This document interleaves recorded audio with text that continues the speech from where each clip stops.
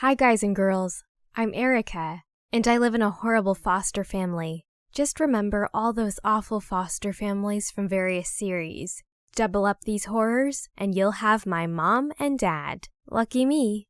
Soon I'll be 16 and be able to move away.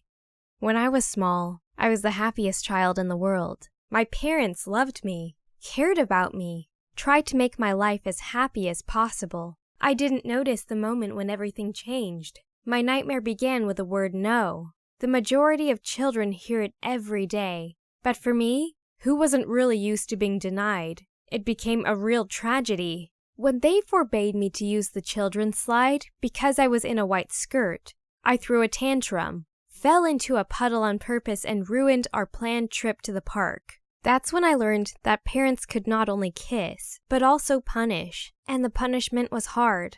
I was forced to kneel on a bench in the corner of our house, and if you think that this punishment was just a joke, I dare you to try it yourself. For a child, it was very painful to kneel on a wooden bench for half an hour, and then the bench became my best friend, because we met again and again almost each day. No matter what I did, everything caused a negative response of my parents, and I was punished again and again, and I behaved worse and worse out of sheer spite. The situation reached a point where my dad punished me with a strap, and this was actually a real beating. Of course, I could not complain to anyone because I was ashamed, and no one would believe me, and I suffered even more because of that. I began to run away from home, just not to be near my parents, and that only made everything worse, because the punishments were getting more and more obscene. Have you ever been locked in a hospital? Well, they actually locked me up several times in a row. That was really not okay. Of course, I was rude, misbehaved, did not obey my parents, and even did something illegal. But I knew that I did not deserve such punishment. And then my brain invented an invulnerable defense. I began to fantasize about being a foster child. Just imagine how stunned I was when I discovered it to be true. Now, I didn't dig out any documents or some other proofs like letters from an old nurse. Everything was much more simple, and still quite complicated at the same time. At the time, I was a fan of various detective series, such as Sherlock, True Detective, and Dr. House, and I put my deductive skills to good use. My first investigation target was my boyfriend. Well, more like my ex-boyfriend, actually. It turned out that he did not help his father in the garage, but was quite engaged in weightlifting. I assumed that because the girl with whom he cheated on me weighed no less than a ton. Seriously! When I found out about that, I wasn't even able to throw a proper tantrum because the situation itself was funny. He actually already punished himself when he had an affair with that pig. I just laughed at them, wished them personal happiness and an experienced nutritionist, and left. And then I decided to check whether my parents were hiding anything from me. By that time, our relationship was coming apart at the seams. I even tried to avoid them and left the house, only through the window, which did not stop me from tracking them, by the way. I first suspected that something was amiss when I watched the Dr. House episode where they talked about genetics. They said that the moles and dimples on the chin were among the most important indicators. And yeah, I had a dimple on my chin, and also some dimples on my cheeks when I smiled, and my parents did not have any. I threw that at my parents' faces during another quarrel, but Mom and Dad only laughed and said that all this nonsense wouldn't help me to escape the house again. And in a day, they actually installed bars on my windows. I was locked in my house. Can you imagine that? How did they even know that I used windows to escape? I was always so careful. Well, it was for the better. I've got a lot of free time now being locked like that, and I used it to collect any information about my birth. Suddenly, it became very important for me to prove to myself that these two were not my real parents. Funny thing is that I actually managed to find the required proof. I lied and I acted like a cute girl, but thanks to it, I found out that there were cases of misplaced children in the hospital where I was born. I even got some photographs. They were made during the discharge from the hospital. And there, I saw two women who could hypothetically be my real mom.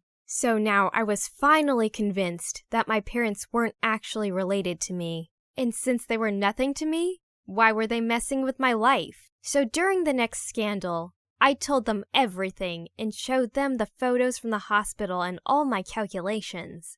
Dad, as usual, wanted to punish me, and my mother cried, but I didn't care. I was not going to allow them to beat me once again, or to play the pity angle. They were just strangers, and I had enough of them. I have suffered enough. At that moment, I got up, packed my things, and got out with a bang. I did not want any more of their stupid demands and would not tolerate any more humiliation. Hi, people. I'm Erica's mother, and my husband and I live in a complete nightmare. I don't know at what point our life turned into the freak horror show, but I want those who watch this story to draw the right conclusions. When Erica was a small child, she was our little princess, our beloved daughter. No, we still love her, but now she thinks that we're horrible, and I guess I know why. It's our own fault that we raised a monster. I love her too much, spoiled her too much, and taught her that the whole world owed her something. And when she got older and discovered that she actually had some responsibilities, Erica's world broke apart. We should have gone to a therapist right away. Unfortunately, we had no idea that ordinary teenage tantrums would result in a full-blown nightmare. You see, those were just normal arguments. What to wear, what to eat, where to go, just like that. And yes, my husband and I turned a blind eye to many conflicts because they were really insignificant. You really don't pay much attention to a child who wants to wear a blue dress instead of a pink one. Just let her win. Unfortunately, those childish conflicts turned into an atmosphere of total disrespect over time. Erica constantly insulted us. For example, she never thought twice about saying bad words to me and my hubby. Our daughter was incredibly stubborn. She wanted to do whatever she wanted, no matter the cost. If my husband or I told her that it was cold outside and she needed to put on a jacket, Erica just had to leave the house wearing nothing but a t-shirt just to insult us.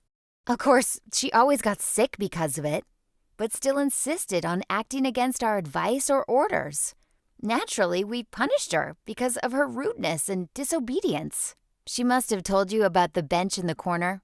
You see, the bench appeared in our life much later, when we got tired of trying to convince her to be good. Erica was 10 years old at the moment, and it was the first time when she stole a chocolate bar from the store. I told her to bring it back, but she told me to go to hell, pushed me, and ran away. Such a good daughter, yeah. That was the moment when my husband and I decided to use brute force against her. It seemed that she understood nothing but force, and we were just trying to bring her back to her senses. You see, we were punished as children, but never actually used force in Erica's upbringing before.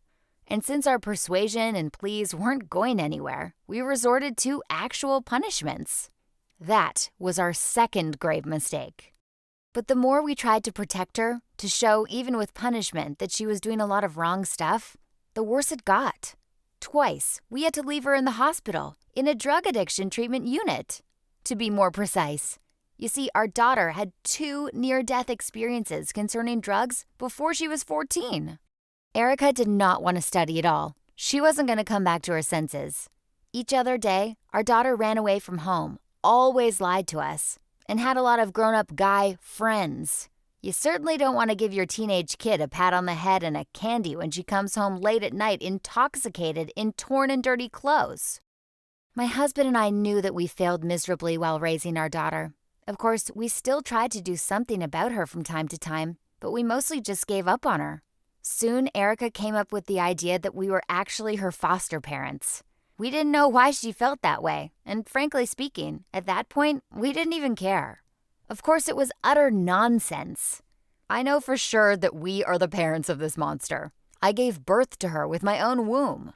Well, I'd like to blame someone else's genes on her bad behavior, but I can't. She is our child. She is our fault. But now, she doesn't want to have anything in common with us, and we don't mind. Especially after she began to tell the child services that she was being bullied and beaten at home. When Erica left us for the last time, my husband and I were actually relieved. Now we do not need to worry about her, Don't have to wonder whether the little monster will come back home or run away with some random guy. Don't have to cater to another overdose or even a random pregnancy. If she wants to think she's a foster kid, fine, whatever. We did everything we could. Now she's the mistress of her own fate, and so be it. What do you think about this story and its characters? Who's right? Who's to blame? And what should they do now?